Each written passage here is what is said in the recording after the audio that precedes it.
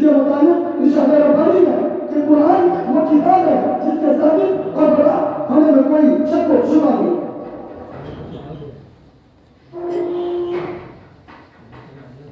जिसके मुताबिक कोई शक व शुबा नहीं। खुदा कुदूस हम सबको कुरान की दौलत से मालामाल फरमाए।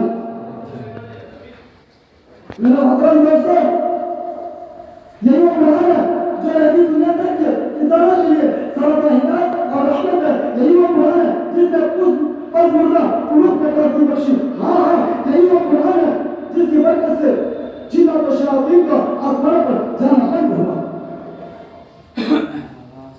वो मुअज़्ज़ज़ के ज़माने में मुसलमान होकर, वो मुअज़्ज़ज़ के ज़माने में मुसलमान होकर और कमज़ोर व कादिर गुनाह होकर। हाँ, यही वो कुरान है, यही वो कुरान है जिसकी बरकत से शराबत और इज़्ज़त के सामने नहीं कर गए। यही वो कुरान है जिसकी बदौलत उमर फारूक रज़ियल्लाहु तआला अन्हु को ईमान नसीब हुआ। यही वो कुरान है जिसके नसीब के शरने से सारी दुनिया आजिज़ और हासिल रही। दोस्तों, कुरान आया तो ज़माना मक्का में जिंदगी आई। कुरान आया तो अदब मसावत का पैगाम आया। कुरान आया तो मज़हब इस्लाम फैला। कुरान आया तो मुर्दा कौम जिंदा हुई। कुरान आया तो पैसा दूसरे का गुरूर खत्म मिल गया। कुरान आया तो बातिल के लड़ाके झंडे टूट पड़े। कुरान आया तो शिर्क का दम टूट गया। कुरान आया तो सारी कायनात को नूर मिला। कुरान आया तो ईमान मिला।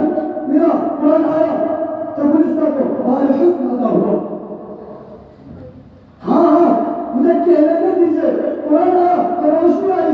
कुरान आया तो रोशनी आई। कुरान आया तो तारीख का फूल हुआ। कुरान आया तो मुर्दा कौम जिंदा हुई। कुरान आया तो इहकाम मिले, शरीयत मिली। कुरान आया तो इज्जत शराफत मिली। दोस्तों, कुरान आया तो सब कुछ मिला।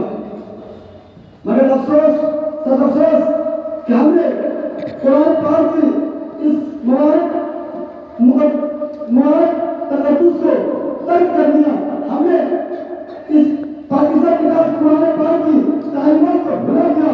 नतीजा यह हुआ कि वो कौम जिसके सर पर इज्जत और रफ़ात का ताज था, वह नाकामी के और जिल्लत और रुसवाई के गहरी जाल में जा गिरी। वो कौम जिसका कामयाबी आगे बढ़कर इस्तक़बाल करती थी, आज नाकामी उनका मुक़द्दर बन गई है।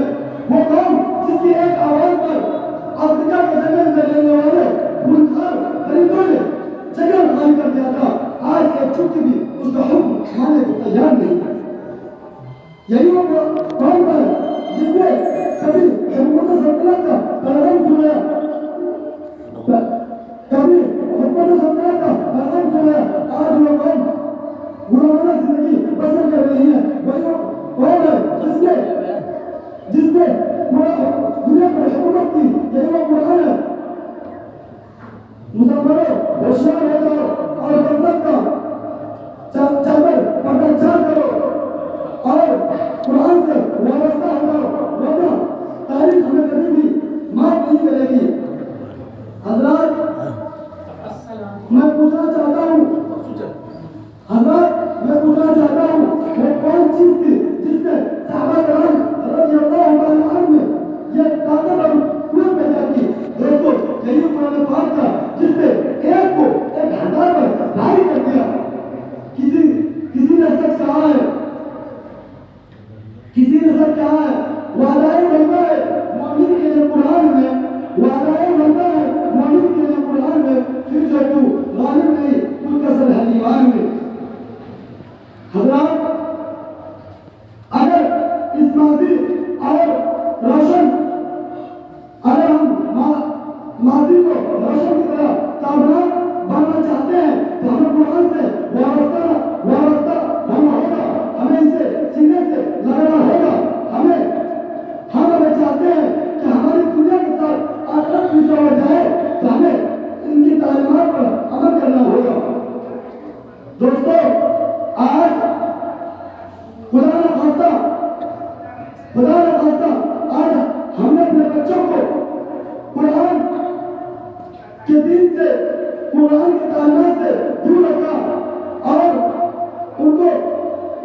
दुनिया नियामतों के बजाय हमें दुनियावी डिग्रियों पर लगा दी तो खुदा के यहाँ हमें जवाब देना होगा। इन्हीं चंद बातों पर मैं अपनी तकलीफ खत्म करता हूँ।